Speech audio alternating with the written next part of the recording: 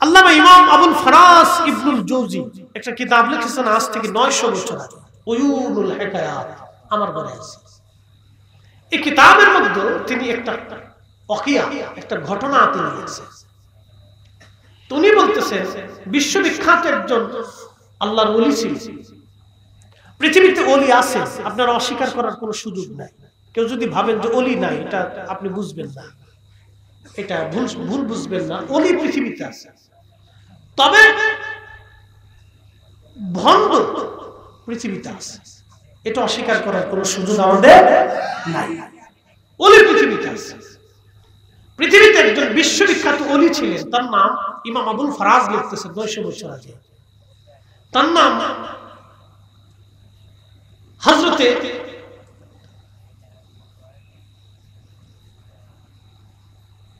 ইরাকের একজন বিশ্ববিখ্যাত আল্লাহর ওলি। তিনি খুব প্রসিদ্ধ এবং বিশ্ববিখ্যাত একজন ওলি ছিলেন। আল্লাহর এত বড় ওলি ছিলেন তিনি যখন, কিন্তু তিনি আর ওলি হয়েছেন, কিন্তু তার আগে তিনি মদও পাইছিলেন, মদ খাইতেন।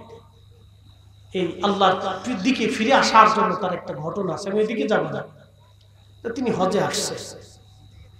হজে আসার পরে প্রত্যেক বছর তিনি হজ করেন। ইমাম আবুল ফারাজ ইবনুল জৌজি লিখতেছেন যে হজে প্রত্যেক বছরই আসেন, হজে আসেন।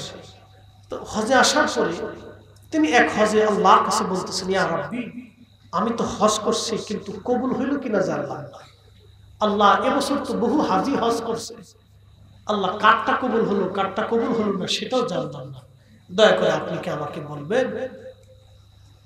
তো রাতের আধারে তিনি ঘুমিয়েছেন, স্বপ্নে রব্বে করিম বলতেছেন, হে আমার প্রিয়, আমি সবাইকে ক্ষমা করে দিছি, কিন্তু একজনকে মাফ করিনি।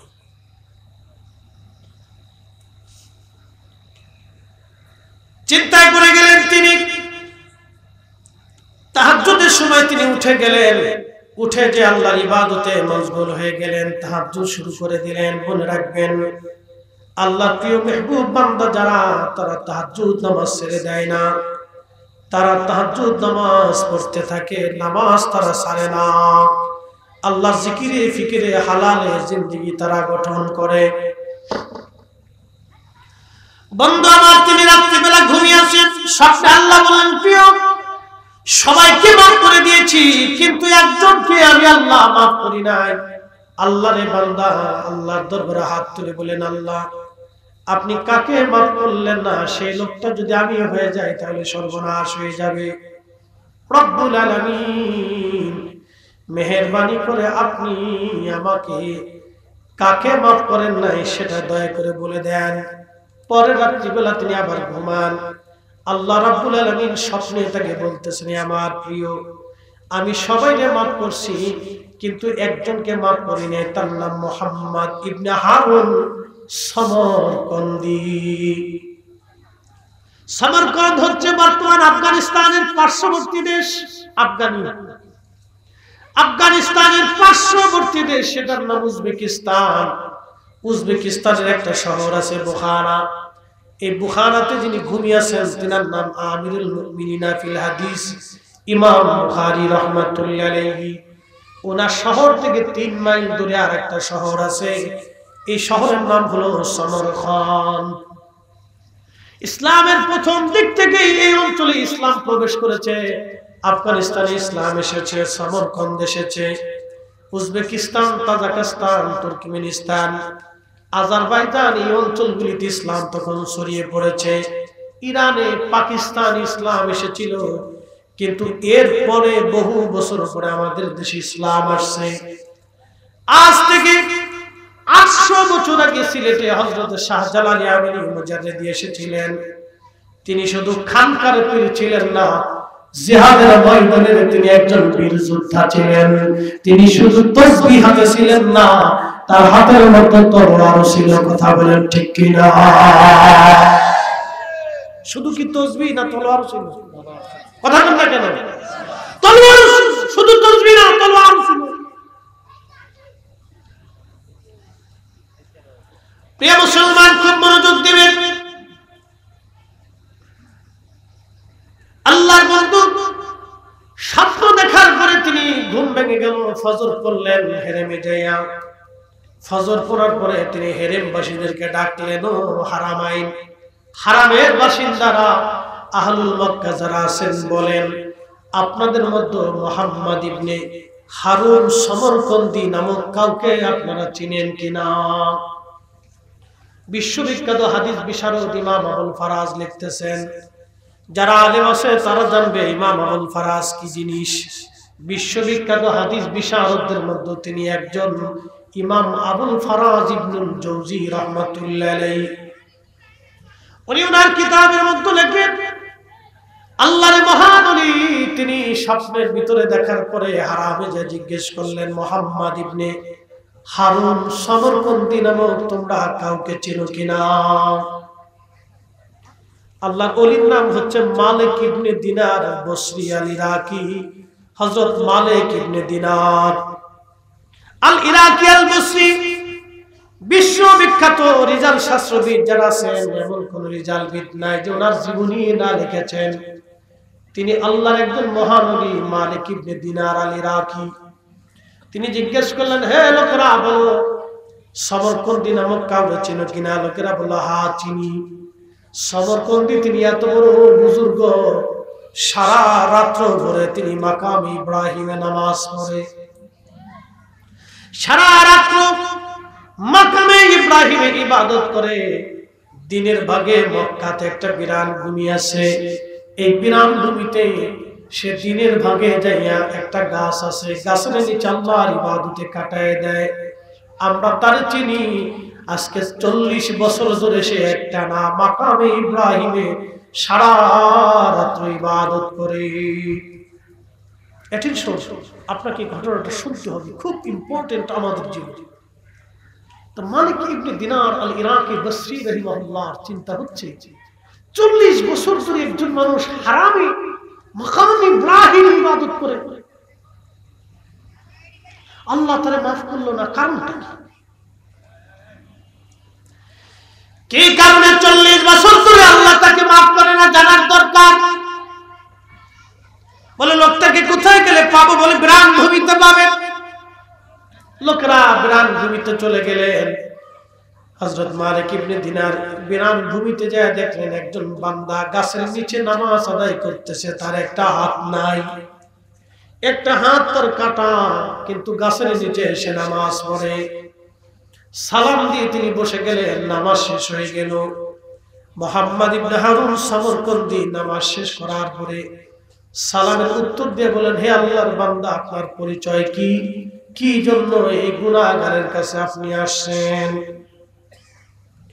মালিক ইবনে দিনার রাহিমাহুল্লাহ বলতেছেন, আল্লাহর বান্দা, আপনার নাম কি? মুহাম্মদ ইবনে হারুন সমরকন্দি। বলে, হ্যাঁ, আমার নাম মুহাম্মদ ইবনে হারুন সমরকন্দি।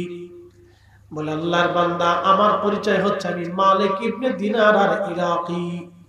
তখন সমরকন্দি বলতেছে, হুজুর, আমি আপনাকে চিনছি, আপনি ইরাকের বিখ্যাত আবদাল, ইরাকের বিখ্যাত ওলি, ইরাকের বিখ্যাত আপনি জাহিদ, আপনি বড় বুজুর্গ, আমি আপনার নাম শুনেছি,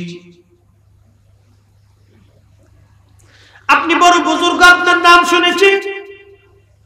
তখন মালিক ইবনে দিনার বলতেছেন, না, আমি বড় বুজুর্গ না, সবচেয়ে বড় বুজুর্গ ছিলেন, তার নাম ইসলামের দ্বিতীয় মুজাদ্দিদ, ইসলামের দ্বিতীয় ওমর যাকে বলা হয়, তার নাম ওমর ইবনে আব্দুল আজিজ, যিনি একাধারে খলিফা ছিলেন, একাধারে রাজা ছিলেন, আবার একাধারে আল্লাহর ওলি ছিলেন। কারণ এমন রাজা তিনি ছিলেন, এমন খলিফা তিনি ছিলেন, রাষ্ট্রনায়ক হওয়ার পরে দুনিয়াতে তার এক টুকরাও কোনো সম্পদ ছিল না। একবার জোরে বলুন আল্লাহু আকবার। বুঝাইতে পারছি আপনাদেরকে? আর-সুলতানু জিল্লুল্লাহি ফিল আরদ। আবার যদি এই ওয়াজ ধরি তো রাত চলে যায়। তিনি এমন একজন ওলি ছিলেন, এমন একজন বুজুর্গ ছিলেন, তিনি রাষ্ট্রনায়ক ছিলেন, খলিফা ছিলেন, কিন্তু এক টুকরাও সম্পদ তার দুনিয়াতে ছিল না। কেমন রাষ্ট্রনায়ক! মালিক ইবনে দিনার বলেন, আমার চেয়ে তিনি বড় ওলি। তো বলতেছে, আল্লাহর বান্দা, কি জন্য আপনি আমার কাছে আসছেন? বলতেছে, হুজুর, আপনাকে একটা দুঃখের সংবাদ দেওয়ার জন্য আসছি। বলেন। আমি 2 রাত আল্লাহর সঙ্গে মুনাজাতে দরখাস্তে বললাম, আল্লাহ আমার স্বপ্নের মাধ্যমে জানাইলেন এবছর সবাইরে হজে আল্লাহ মাফ করে দিয়েছে, কিন্তু আপনাকে আল্লাহ মাফ করে নাই। মুহাম্মদ ইবনে হারুন সমরকন্দি তিনি বসে বসে চোখের পানি ছেড়ে ছেড়ে কাঁদতেছিলেন আর বলতেছিলেন, হুজুর ক্ষমা করে দিবেন, 40 বছর ধরে আমি কাবা ইবাদত করি। একসাথে বলবেন আল্লাহু আকবার। বাবাজি কত বছর? জোরে জোরে জোরে। কয়জন? যারা হজ করছেন বা উমরা করছেন কে কে?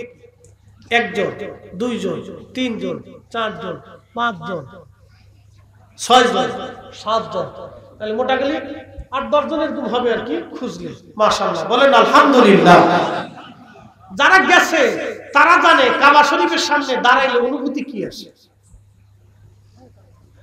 কাবা ঘর ধরলে সে সময় নিজেকে স্থির রাখা যায় না, অধৈর্য হয়ে যেতে হয়। আল্লাহ তুমি মাফ করে দাও আল্লাহ। যারা গেছে তারা জানে এই স্থানটা এমন অনুভূতি আসে, আপনার পৃথিবীতে এই অনুভূতি আর কোথাও পাবেন না। উনি বলতেছেন, হুজুর 40 বছর ধরে আমি হারামে আল্লাহর ইবাদত করি। 40 বছর হজ শেষ হওয়ার পরে 40 জন আল্লাহর ওলি আব্দাল, ইমাম আনু ফারাজ লিখতেছেন, 40 জন আল্লাহর প্রিয় মেহবুব বান্দা আসে, আশা আমাকে বলে গেছে সবাইকে মাফ হয়েছে, কিন্তু আমার মাফ হয় না। হুজুর 40 বছরে আপনি আসছেন, মালিক ইবনে দিনার আল ইরাকি বসরি, আপনি এসে আমাকে দুঃখের সংবাদ দিলেন সবার ক্ষমা হয়েছে, কিন্তু আমার ক্ষমা হয় নাই।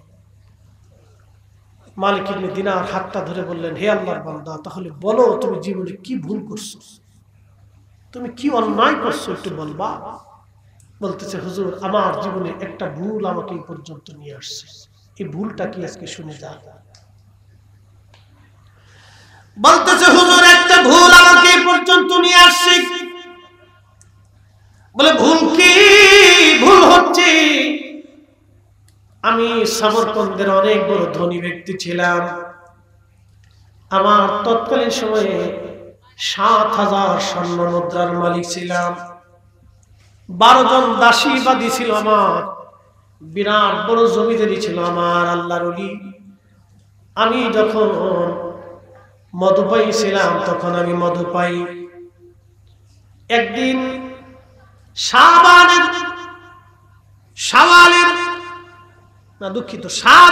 শেষ রজনী, রমজান আসবে, ওই দিন রাত্রিবেলা আমি মদ পান করে বাড়িতে রাত্রিবেলা ঢুকি। তখন আমার জননী, আমার মা উনুনে চুলার পাশে বসে বসে রান্না করতেছিলেন। আমি মাতলামি করে করে ঘরের মধ্যে ঢুকতেছিলাম। মা আমার হাতটা ধরে বললেন, বেটারে আজকে শাবানের শেষ রাত, মাহে রমজান আগামী কাল থেকে শুরু হবে। কত ছেলেরা মেয়েরা রমজানের জন্য প্রস্তুতি নেয়, তুই কিনা আমার সন্তান মদপান করে আজকে রাত্রে তুই বাড়ি ফিরছিস। কতজন মরে যায়, তুই কেন মরিস না, কারণ কি? মা আমার উপরে রাগ করে বসলেন। আমি নেশাগ্রস্ত ছিলাম, হুজুর শয়তান আমাকে পেয়ে বসছে। ঠিক ওই সময় আমি আমার মায়ের শরীরে ঘুষি থাপ্পড় মারতেছিলাম, আমি আমার মাকে মারতেছিলাম। আমার মা আরো রাগান্বিত হয়ে গেল। মা রাগান্বিত হয়ে আমার হাতটা ধরে আমাকে মারতে লাগলো আর বলতে লাগলো, কত ছেলে মরে যায়, তুই কেন মরিস না? আমার আরো রাগ এসে গেল। হুজুর মাকে জাপটে ধরে নিয়ে আমি আগুনের ভিতরে চুলার মধ্যে মাকে ফেলে দিলাম। হুজুর আগুনের মধ্যে মাকে ফেলে দিলাম আমি। আমার স্ত্রী আমাকে ধাক্কায় ঘরের মধ্যে নিয়ে গেলেন, ঘরের দরজা মেরে দিলেন। আমি অজ্ঞান হয়ে গেলাম, নেশায় আক্রান্তে। আমি একেবারে সারা রাত্র নেশায় আক্রান্ত এইভাবে ছিলাম। সকালবেলা ঘুম ভাঙলো, আমার হুঁশ ফিরে আসলো। হুঁশ ফিরে দরজা খুলতে যায়, দেখি দরজা বন্ধ। স্ত্রীকে ডাক দিলাম, বিবিরে দরজা খোলো, কারণ কি, দরজা কেন লাগাইছো? স্ত্রী কর্কশ ভাষায় বলল, স্বামী আপনার মতো নাফরমানের সঙ্গে আর আমি সংসার করব না, আপনার থেকে তালাক নিয়ে চলে যাব, কারণ আপনি আপনার মাকে কালকে রাত্রিবেলা আগুনের মধ্যে পুড়িয়ে মেরে ফেলেছেন। যে তার মাকে হত্যা করে তার সঙ্গে সংসার করা যায় না। আমি বললাম, বিবি কি করে হয়েছে? বলতেছে, স্বামী নেশাগ্রস্ত অবস্থায় আপনি কাজ করে ফেলেছেন। আমি দরজা খুলে বাহির হয়ে দৌড়ায় যায়, উনুনে যায় দেখি মা আগুনে পুড়ে পুরা শরীরটা একেবারে কালো কয়লার মতো হয়ে গেছে। লোকটা কাঁদার বলে, হুজুর আমি পাগল পড়া হয়ে গেলাম, আমি করলাম কি সর্বনাশ নিজের জীবনে ডেকে আনলাম। হুজুর মাকে দাফন কাফন করলাম, মাকে দাফন কাফন করার পরে স্ত্রীকে তালাক দিয়ে দিলাম, বিবি থেকে জুদা হলাম। নিজের ৭,০০০ স্বর্ণ মুদ্রা ছিল, বর্তমানে শত শত কোটি টাকা হবে। সমস্ত টাকাগুলি আমি আল্লাহর পথে দান করে দিলাম, গরিব মানুষের মধ্যে মিসকিনদের মধ্যে বিলি করে দিলাম, যদি আল্লাহ আমাকে মাফ করে। হুজুর সমস্ত সম্পদগুলি আল্লাহর রাস্তায় দান করে দিলাম, 12 জন দাসীবাদী মুক্ত করে দিলাম, যদি আল্লাহ মাফ করে। তারপরও আমার মনে হচ্ছে আল্লাহ ক্ষমা করে নাই। হুজুর আমি সমরকন্দি, যুবক ভালো করে শুনে যাও, চাঁপাইনবাবগঞ্জ আসার সুযোগ হয়তো আমার না হতে পারে। চাঁপাইবাসী আমি জানি এলাকার মানুষ তাফসীর শুনতে বিরাট পছন্দ করে, এটা একটা ভালো গুণ। কোরআনের আলোচনা তো শুনতেই হবে, আল্লাহর কথা না শুনলে আপনি কার কথা শুনবেন? এই কোরআন প্রত্যেক দিন আপনার ঘরে তেলাওয়াত হওয়া উচিত, খতম হওয়া উচিত। আগের যুগের মায়েরা কোরআন শরীফ পড়তো, এখনকার মেয়েরা কোরআন পড়তে চায় না, তারা ফেসবুক ইউটিউব নিয়ে পড়ে থাকে। কথা বলেন ঠিক কিনা?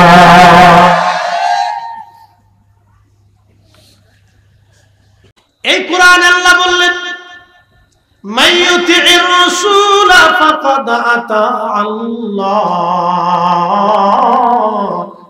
আমার রাসূল মানলে আমি আল্লাহ মানা হয়ে যাবে। একবার জোরে বলা যাবে কি মারহাবা। আল্লাহর নবীর জীবন হচ্ছে জীবন্ত কোরআনের প্র্যাকটিক্যাল, একবারে থিওরি।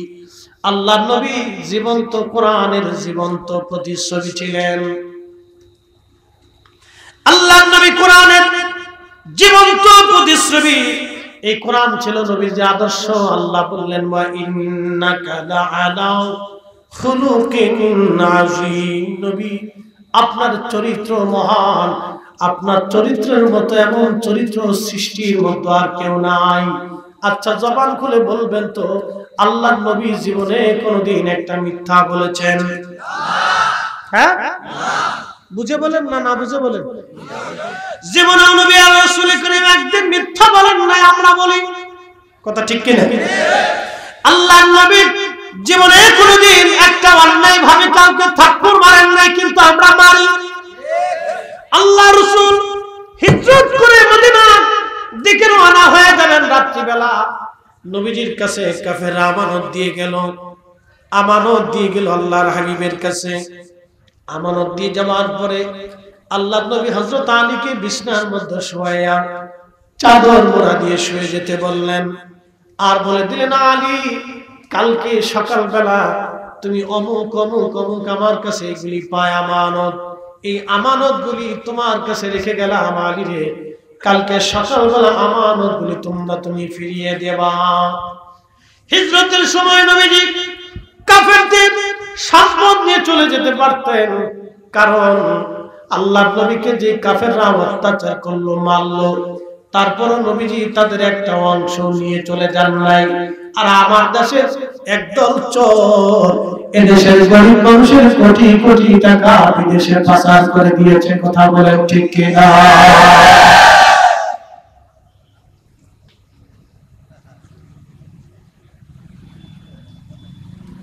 আমি হজে মাঝে মাঝে দেখি কাবাতে, এরা কোথায় যায় জানে?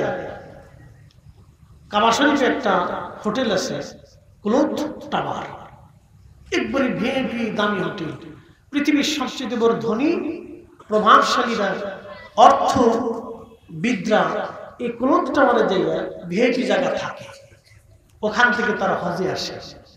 এদেরকে দেখে শয়তান হাসে আর আরে সিটারের দল, গরিব মানুষের টাকা বাইরে দিয়ে তোরা আল্লাহর ঘরে কান দিস, তোর মতো সিটার জীবনে আমি দেখিনি। 9 লক্ষ বছর আমি ইবাদত করছি, কিন্তু তোর মতো সিটারই করি নাই। কথা বল না, ঠিক? আচ্ছা, আপনাদের কি মনে হয় যারা মানুষের হক মেরে দেয় সারা জীবনে যদি হজ করে হবে? হ্যাঁ, একসাথে বলুন, হবে? আপনাকে ধর্ম বুঝতে হবে, ইসলাম বুঝতে হবে, আপনাকে দ্বীন বুঝতে হবে। ফরিদ সাহেবের মতো শুধু পাগড়ি মাথায় দিয়ে হাঁটার নাম ইসলাম না। ইসলাম হচ্ছে মানুষের প্রাপ্যগুলি, হকগুলি তাকে সঠিক মতো বুঝিয়ে দিয়ে সমাজে রাষ্ট্রে বাস্তবায়ন করার নাম হচ্ছে ইসলাম।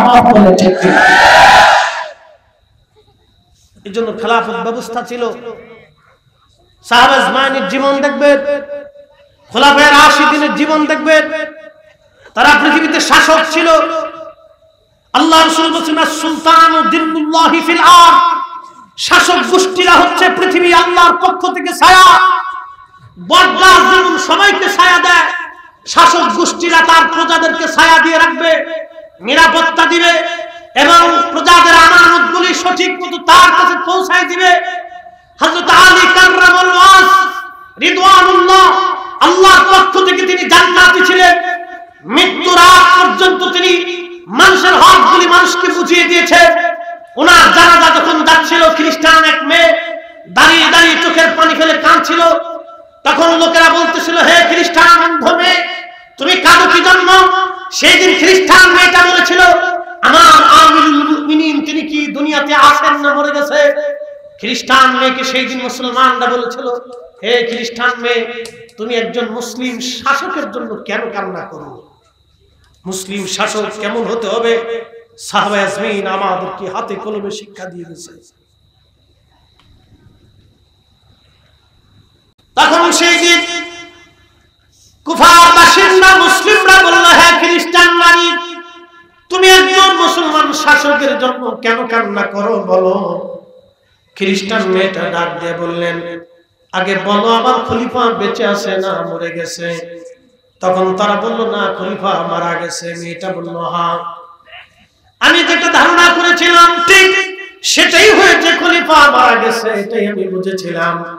কারণ প্রত্যেক রাত্রিবেলা আমার খলিফা এশার নামাজ পড়ে আমার বাড়িতে যেয়ে আমার খোঁজ খবর নিতেন, আমি খাই কি খাই না, আমার ঘরের মধ্যে কি আছে না আছে। আমি অন্য ধর্মের খ্রিস্টান একজন নারী খলিফাতুল মুসলিমিন, প্রত্যেক রাত্রিবেলা এসে আমার খোঁজ খবর নিতেন, আমার খাবার দিয়ে যাইতেন, তারপরে তিনি রাত্রিবেলা বাড়ি ফিরে যাইতেন।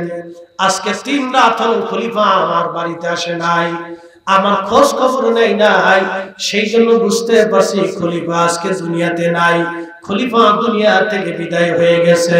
আমি আমার খলিফার জন্য চোখের পানি ফেলে ফেলে জন্য কান্না করি।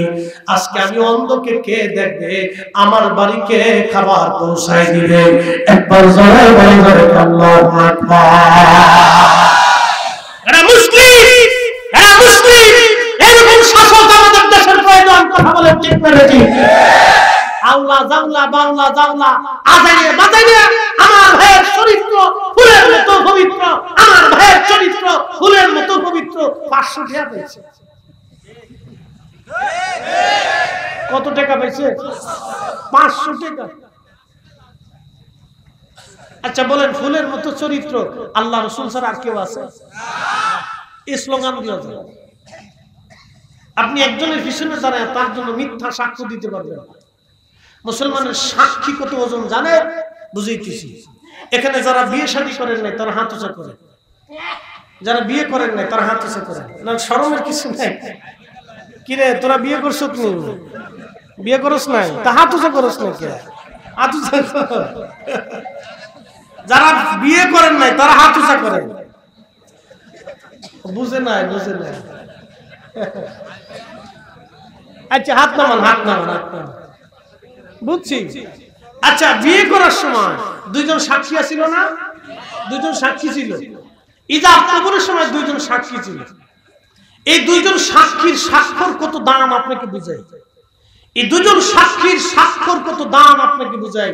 দুইজন সাক্ষীর কারণে আমার আম্মা আমার আব্বার জন্য হালাল হয়েছে, আমার আব্বা আমার আম্মার জন্য হালাল হয়েছে, যার কারণে সেই হালাল পদ্ধতিতে আমি একজন সন্তান হালাল সন্তান হিসেবে পরিচিত পেয়েছি। ঠিক কিনা? মুসলমানের সাক্ষীর ওজন কত, যে দুই মুসলমানের সাক্ষীর কারণে আমরা আমাদের পরিচয় পেয়েছি। আমি আমার সন্তানের বৈধতা পেয়েছি, আমার মা এবং বাবা তাদের জীবনের বৈধতা পেয়েছে দুইজন সাক্ষীর কারণে। আর আপনি পিছন পিছন 500 টাকা দিয়ে হাঁটবেন, আমার ভাইয়ের চরিত্র ফুলের মতো পবিত্র, গম চুরি করে শেষ করে দিচ্ছে। উচিত কথা বললে হুজুরদের জবান ভালো না, বুঝতে পারছেন? এই কথা আমাদেরকে শুনছো। সুলতান জিল্লুল্লাহি ফিল আরদ, শাসক গোষ্ঠীরা হচ্ছে পৃথিবীতে আল্লাহর জমিনে আল্লাহর ছায়া। একসাথে বলা যাবে না আল্লাহু আকবার। আপনাদেরকে বলি, খ্রিস্টানদেরকে খাবার কে দেয়? খ্রিস্টানদেরকে ছায়া কে দেয়? ও তার নিঃশ্বাস প্রশ্বাসের জন্য অক্সিজেন, হাইড্রোজেন, নাইট্রোজেন যা যা প্রয়োজন, পুষ্টি, খাবার কে দেয়?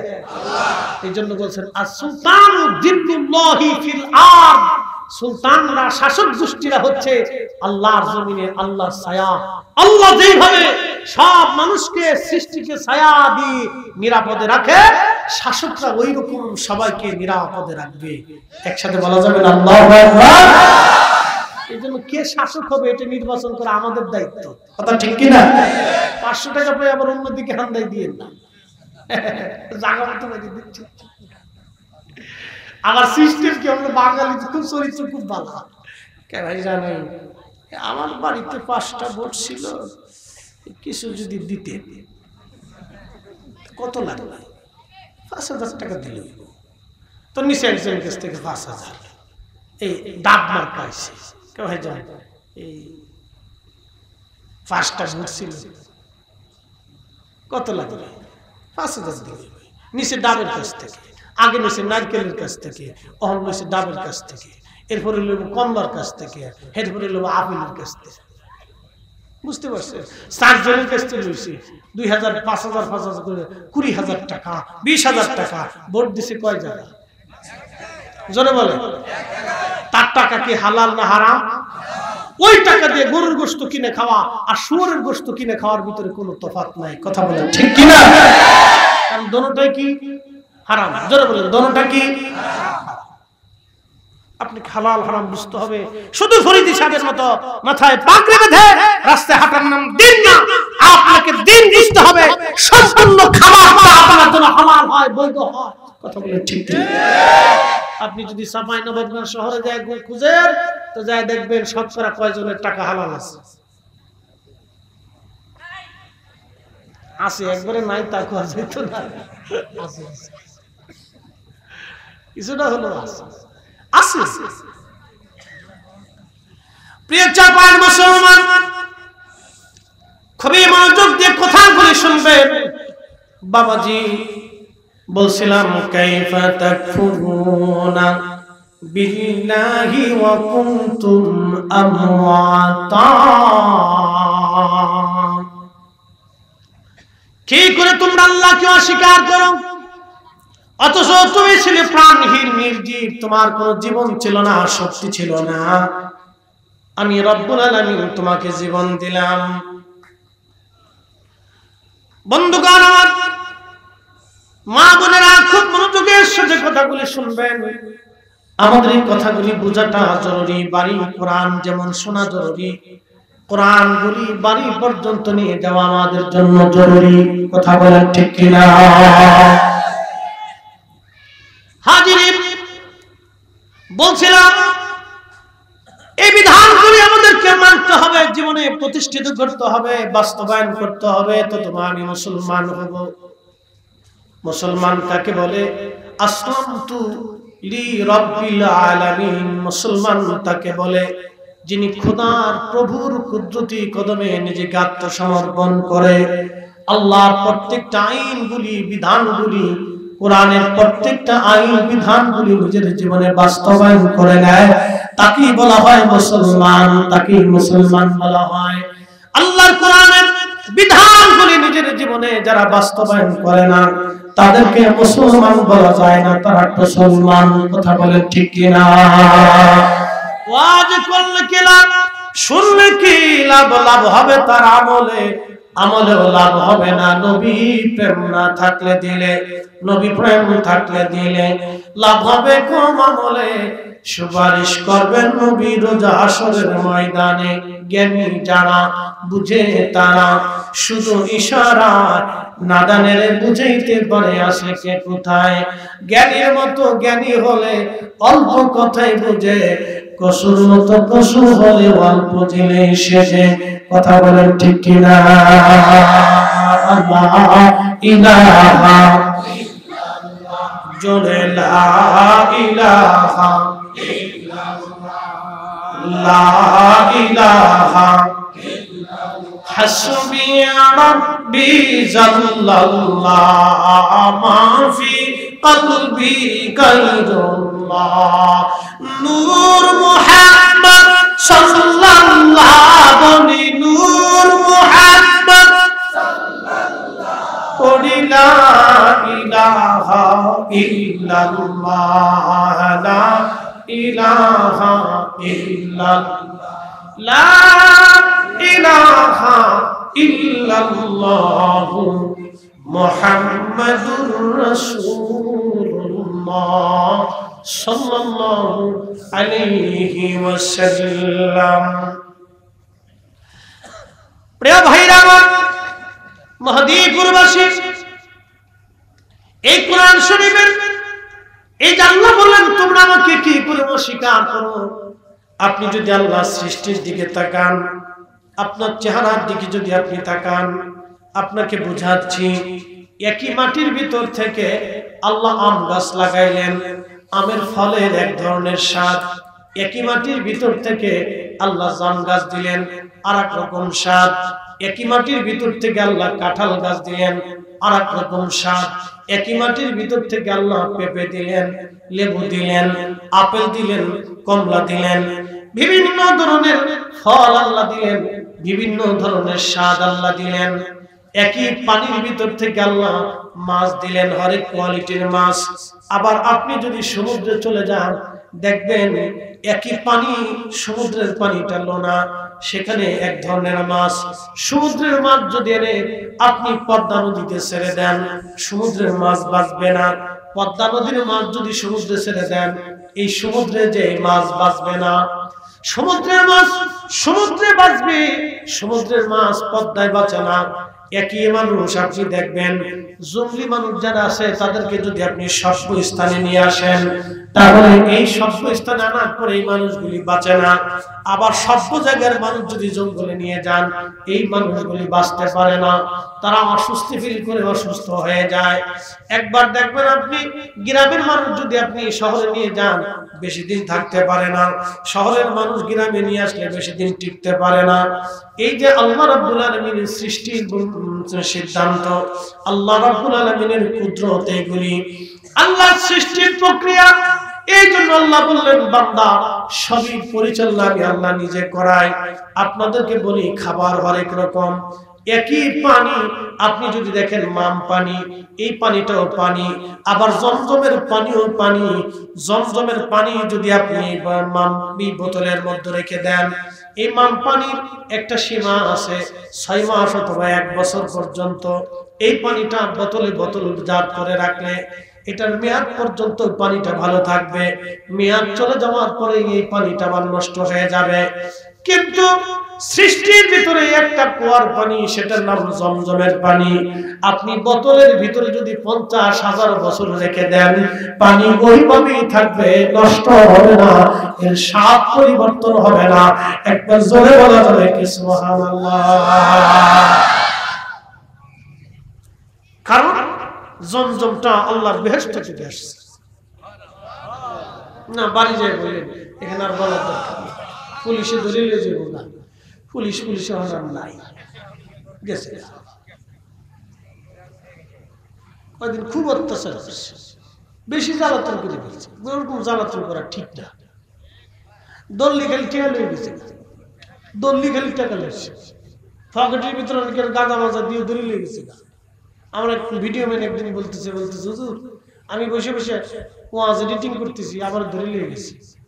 পরে 50,000 টাকা দেয়, 25,000 টাকা দিয়ে সারাইছে। এইভাবে 3 বার বসে, আমি গরিব মানুষ, 75,000 টাকা লাগছে আমার। অতিরিক্ত কোনো কাজই ভালো না বাবা, কথা বলেন ঠিক কিনা? আল্লাহর আইনের সীমার ভিতরে থাকতে হয়। জুলুমকে আল্লাহ পছন্দ করে না, সে যেই করুক আল্লাহ জুলুমবাজকে অবশ্যই পছন্দ করে না। সে যেই করুক তার ধ্বংস হবেই, সে পৃথিবীতে টিকতে পারবে না। চেঙ্গিস খান পারে নাই, হামাকু পারে নাই, পৃথিবীর যত সাম্রাজ্যবিদেরা ছিল যারা জুলুম করেছে কেউ পৃথিবীতে টিকতে পারে নাই। আগামীতেও যারা করবে, এখনো যারা করবে, তারাও পৃথিবীতে থাকবে না। আল্লাহ কোরআন বলতেছে ইন্নাল্লাহ লা ইউহিব্বুয যালিমিন, আল্লাহ জালিমদেরকে পছন্দ করেন না, জালিমদের সাহায্য করেন না, অবশ্যই আল্লাহ করবে না। আল্লাহর নবী এসেছিলেন, তিনি জুলুম করেন নাই, একটা পাথর মারেন নাই, একটা ইট মারেন নাই, একটা গালিও রাসূল কাউকে দেন নাই। আল্লাহর নবী কারো সামনে থেকে খাবার কেড়ে নেন নাই, আল্লাহ রাসূল কার অন্যায় করেন নাই, একটা থাপ্পড় মারেন নাই, একটা মিথ্যা বলেন নাই, কারণ একজন পরিমাণ আমানত আমার রাসূল মিথ্যা করেন নাই, আমানতের খেয়ানত নবী করেন নাই। আমরা সেই রাসূলের উম্মত, আমরা এগুলি বরদাস্ত করব না, আমরা এগুলি করব না। কথা বলেন ঠিক না? পরিষ্কার কথা বলতে আমি পছন্দ করি। খুশি হোক বেজার হোক ওটা আমার সাথে দেখার বিষয়, কারণ জবানের হিসাব সবাইকে দিতে হবে কিয়ামতের ময়দানে। আমরা যে কথা কর না কেন আছে, নবীর সুন্নতের বাহিরে যাওয়ার কোনো সুযোগ আছে নাই। পাগড়িটা মাথায় দিয়েছি কেন? আল্লাহ রাসূল বাঁধতেন তাই। আমার মুখে দাড়ি কেন? রাসূল করিম রাখতেন তাই। আমার মাথায় টুপি কেন? আল্লাহর নবী দিতেন তাই। কথা কোন ঠিক কিনা? বুঝাচ্ছি আপনাকে। কিছু সময় বসে থাকলে অসুবিধা নাই তো ইনশাআল্লাহ? মোনাজাত পর্যন্ত আছে। অনেকে আবার চিন্তা করে যে না এই হুজুরের কথা তো শুনছি, তখন যাই কি। আপনাদেরকে অনুরোধ করব দোয়াটা করে যাবে। প্রশ্ন রাখবেন ফরিদি হুজুর কারণ কি, কি জন্য দোয়া করব? আমি বলি আজকে আমরা পৃথিবীতে আছি, আগামীকাল নাও থাকতে পারি। মৃত্যু কখন আসবে আমরা কেউ জানি না। কবরে যারা ঘুমিয়ে গেছে তাদের দোয়ার প্রয়োজন, তারা দোয়ার প্রতীক্ষায় বসে আছে, দোয়ার আশা নিয়ে তারা বসে আছে। মহাদীপুরের মাহফিলে আমার নাতি গেছে, ছেলে গেছে, পুতি গেছে, আমার আত্মীয় গেছে, ভাতিজা গেছে, ভাগ্নে গেছে, ওরা আমাদের জন্য দোয়া করবে। আপনি দোয়া রেখেই চলে যাবেন, কোনটা কষ্ট পাবে। আল্লাহ রাসূল বলেছেন আওয়ালাদিন সলিহিন, সহিহ বুখারী হাদিস, ইয়াদউ লাহু, নেক সন্তান যখন দোয়া করে তখন এই দোয়াগুলি আল্লাহ বান্দার কবরে পৌঁছায় যায়। বলেন সুবহানাল্লাহ। একটু বসা যাবে না ইনশাআল্লাহ দোয়ার জন্য? আল্লাহ কবুল করুক, সকলে বলেন আমিন। প্রিয় মহাদীপুরবাসী, আল্লাহ রাসূলের জীবন থেকে আমি আপনাদেরকে শোনাচ্ছি, মনোযোগ দেন। জিহ্বা আমাদের কয়টা? একটা জিহ্বা দিয়ে খাবার আস্বাদন করলেন, আমি চা খেলাম, এটার এক স্বাদ। আবার এখানে আছে আদা, আদা আদা আদা। সৌদি আরবে কোথাও আপনি আদা পাবেন না, এই আদা ভারতবর্ষে আপনি পাবেন। এই আদা ভারতবর্ষ থেকে সর্বপ্রথম একজন বাদশা আমার রাসূলের জন্য হাদিয়া পাঠিয়েছিলেন। আল্লাহর নবী আদাটা গ্রহণ করলেন, চাবানোর পরে আল্লাহর হাবিব লক্ষ্য করলেন তার লাশ একবারে পর্যন্ত আদার ঝাল লাশ পর্যন্ত চলে যাচ্ছে। নবীজি তখনই বললেন এটা চমৎকার একটা খাদ্য, এটা চমৎকার একটা খাদ্য, তোমরাও খাও। সাহাবীদেরকে আল্লাহর নবী দিলেন, আল্লাহর হাবিব সব সাহাবীদেরকে দিলেন, সাহাবীরাও খেলেন। এটা হলো আদার একটাই হাদিস। আদা খাওয়ার এই একটাই হাদিস। ভারতীয় মহাদেশের একজন শাসক, তিনি অন্য ধর্মের ছিলেন, তিনি আল্লাহ রাসূলের জন্য আদা হাদিয়ে পাঠিয়েছেন। মুসলমানরা ব্যবসা করার জন্য আসে, সেই সুবাদে তিনি আদা দিয়েছিলেন। সাহাবে کرام নিয়ে আদা দিলেন। আল্লাহ রাসূল বলেন এটা কি খাদ্য? সাহাবে کرام বলেন ইয়া রাসূল এটা আদা। বলে আদা কি? রাসূল করিম আদা নিয়ে মুখের মধ্যে দিয়ে একটু চিবিয়ে পরে লক্ষ্য করলেন, ঝাল ঝাল লাগে, খুব মজাদার এবং খুব উপকারী। এরপর আল্লাহ রাসূল বলে, তোমরা আদা খাবে, এটা অত্যন্ত উপকারী ফল, এই আদা আসলেই উপকারী, আপনি আদা খাবেন, হজম শক্তি বাড়বে। এখন একটু কবিরাজি করে দিয়ে যাই, খালি ওয়াজ করলে তো হবে না, একটু কবিরাজির দরকার আছে। আদা খাবেন, আপনার হজম শক্তি বৃদ্ধি হবে। এই আদা খাবেন, আপনার লাংস পরিষ্কার হবে। এই আদা খাবেন, আপনার রক্ত সম্প্রসারণ অর্থাৎ সার্কুলেশন আপনার বাড়তে থাকবে। আদাতে অনেকগুলি উপকার, মাঝে মধ্যে খাবেন, আবার বেশি খাবেন না, জ্বালা আছে, অতিরিক্ত খাইলে ভেজাল আছে। নিম পাতা খাবেন, এই খাইলে আপনার রক্তের ভিতরে এই অ্যালার্জি জাতীয় আপনার নিরাময় হবে, এই আপনার খুজলি ফাসটা ভালো হবে, কিন্তু বেশি খাইলে জ্বালা আছে। এটা খাইলে আবার কলিকাতা হারবালে কাজ হবে না, জ্বালা আছে। বুঝতে পারছেন? এই আল্লাহ রাব্বুল আলামিন একই মাটির ভিতর থেকে কত কোয়ালিটির খাদ্য আমাদের জন্য পাঠাইলেন, তাহলে সেজদা হবে কার? না না, হয় না, জোরে বলেন কার? বিধান মানবে কার? আইন চলবে কার? পৃথিবী চলে কার আইনে? বাতাস কার আইনে? সূর্য কার আইনে? পশু পাখি কার আইনে? এই সব সৃষ্টি কার আইনে চলে?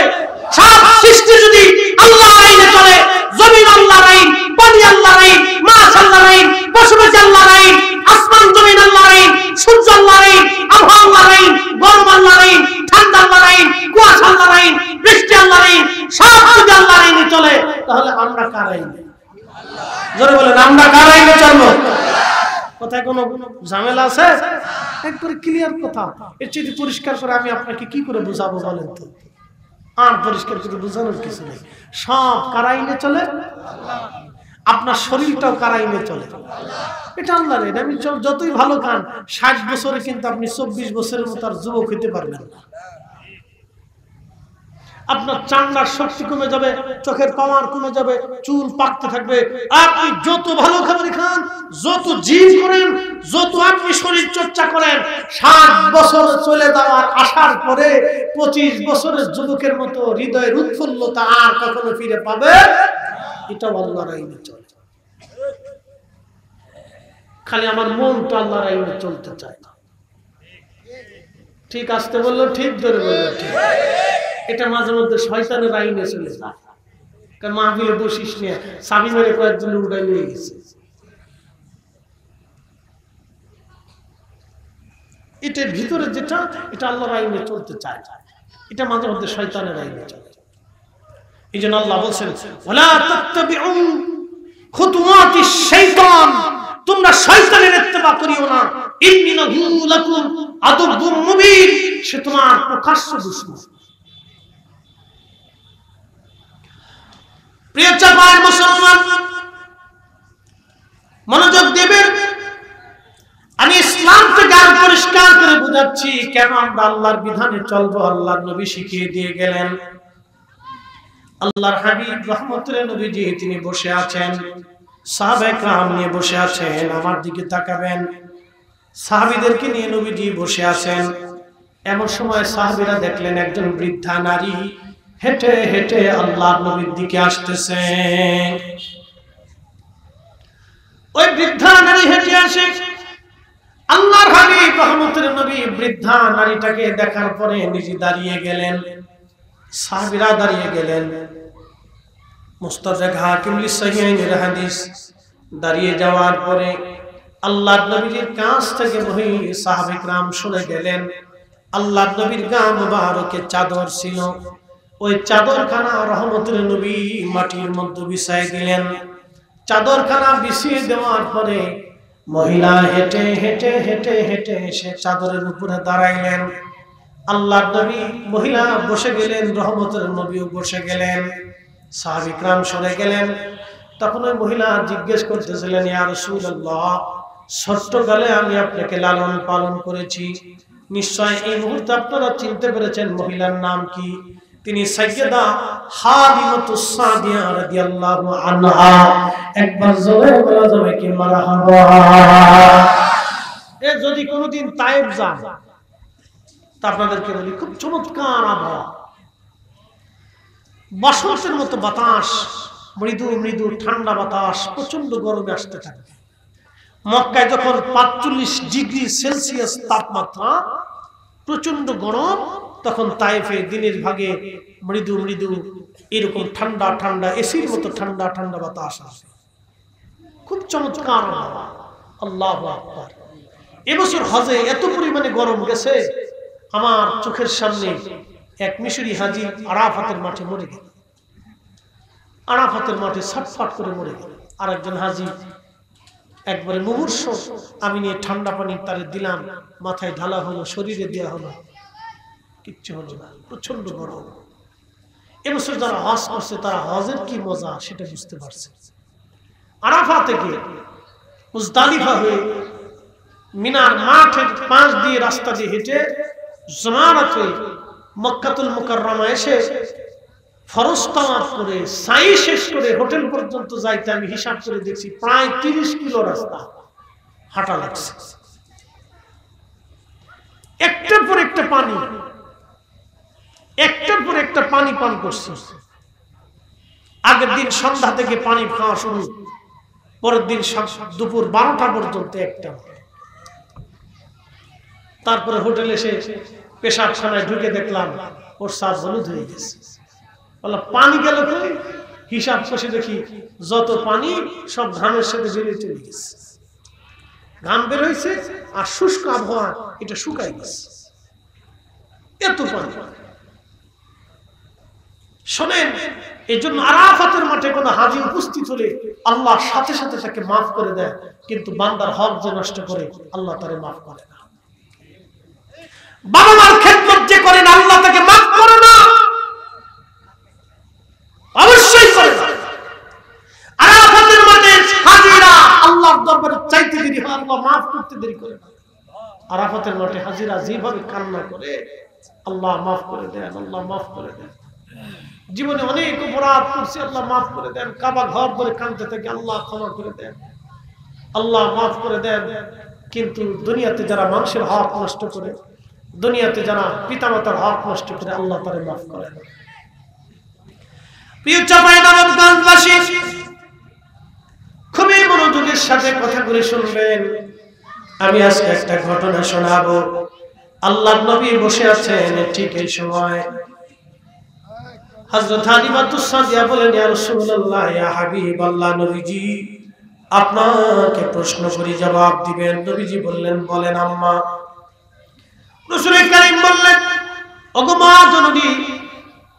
আল্লাহর নবী বলেন, মা জননী আপনি বলেন কি বলতে চান? বলি, ইয়া রাসূলুল্লাহ, আপনি ছোট ছিলেন, কোলের মধ্যে নিয়ে আপনাকে আমি দুগ্ধ পান করিয়েছি। হুজুর, আপনার আম্মা জানের কাছ থেকে আমি ছোট্টকালে নিয়ে এসেছিলাম। দীর্ঘ ৬ বছর পর্যন্ত আপনি আমার কাছে ছিলেন ইয়া রাসূলুল্লাহ। 2টা বছর ধরে আমি নিজে আপনার দুধ পান করিয়েছি, পেশাব পায়খানা আপনার পরিষ্কার করেছি, সন্তানের পরম আদরে আপনাকে আমি ভরে দিয়েছি, সন্তানের পরম আদরে আপনাকে আমি মা হয়ে ভরে দিয়েছি। হুজুর, দয়া করে বলবেন 2টা বছর ধরে আপনার দুধ পান করিয়েছি, ডান স্তনের দুধ আপনি খেয়েছেন ইয়া রাসূলুল্লাহ, কোনদিন আপনি বাম স্তনের দুধ পান করেন নাই, কারণ কি?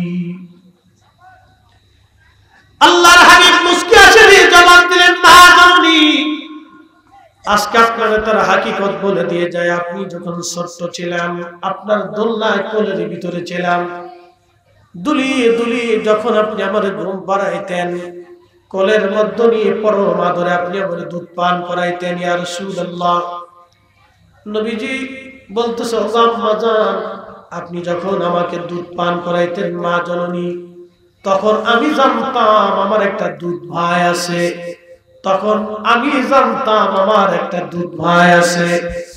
আপনার সমস্ত দুধ যদি আমি খেয়ে ফেলে দেই মা, তাহলে আমার দুধ ভাই না খেয়ে থাকবে। আমি রাসূল তখনও আমার দুধ ভাইয়ের হক আদায় করেছি। একবার জোরে বলা যাবে আল্লাহু আকবার। না না, হাত উঁচা করে বলেন আল্লাহু আকবার। আর জোরে বলেন আল্লাহু আকবার। কেউ যদি ভাইয়ের হক মেরে দিয়ে, মায়ের হক মেরে দিয়ে, সন্তানের হক মেরে দিয়ে, আত্মীয় স্বজনের হক মেরে দিয়ে,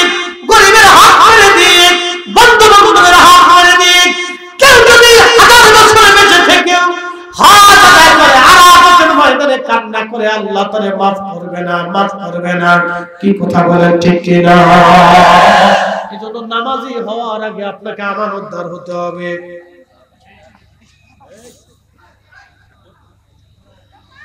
আরে আমার কথা কি বোঝা যায় বাবা? না ওই যে ওদের কি জিজ্ঞেস, মুসল্লি খুব ভালো, সামনে বসে দিচ্ছে। ও আমি জানি এই বয়সে ওদেরকে মানে নিয়ন্ত্রণে রাখা বিরাট জ্বালা। বাপরে বাপ, এই বয়সে থাকার বয়স ওই দেখেন আর কয়েকটা সার্ভিস দিয়ে ঘুরতেছে, তো ওরা সামনের কাতারে বসে রয়েছে, এটা ভালো, এটা একটা ভালো গুণ।